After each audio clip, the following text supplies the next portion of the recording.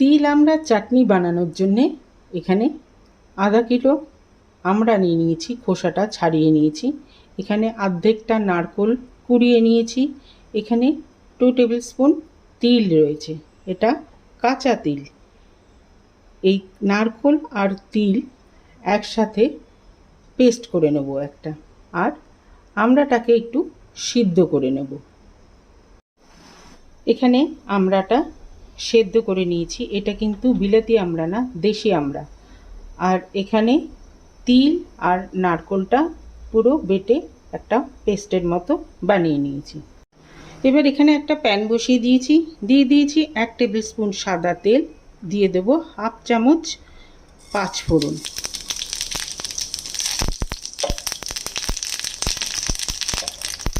পাঁচফোড়নটা একটু ভাজা করে এটার একটা ভাজার গন্ধ বেরোবে। এবারে দিয়ে দেব এই সেদ্ধ করা আমড়াগুলো।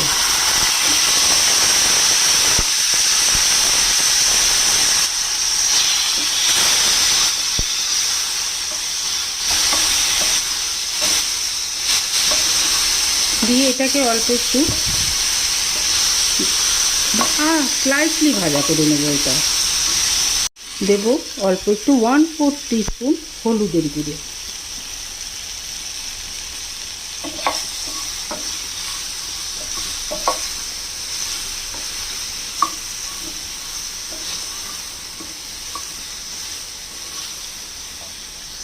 হালকা করে ভাজা হয়ে গেছে। এবারে তিল আর নারকেলের পেস্টটা এটার মধ্যে দিয়ে দেবো।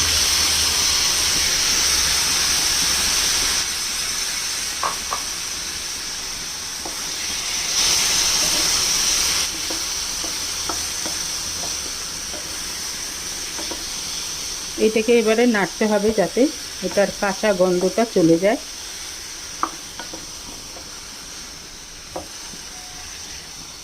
এইটাতে এবার দিয়ে দেবো 2 কাপ জল।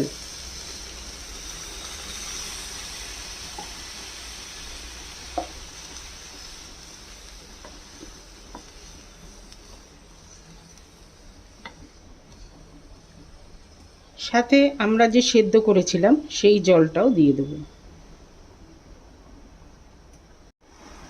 এবারে দেব স্বাদ মতো নুন, দিয়ে এটা মিনিট 10 মতো ফোটাবো। মিনিট 10 ফুটে গেছে। এটার মধ্যে দিয়ে দেব এবার স্বাদ মতো চিনি। স্বাদ মতো এই জন্যই বললাম, কেউ বেশি টক পছন্দ করে, কেউ মিষ্টি বেশি পছন্দ করে, তো সেই হিসাবেই চিনিটা দিয়ে দিতে হবে।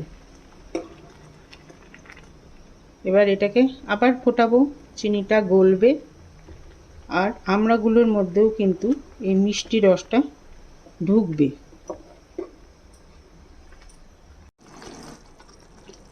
বেশ ঘন হয়ে এসছে চাটনিটা। এবারে এটার মধ্যে দিয়ে দেব 1 চামচ ভাজা মশলা।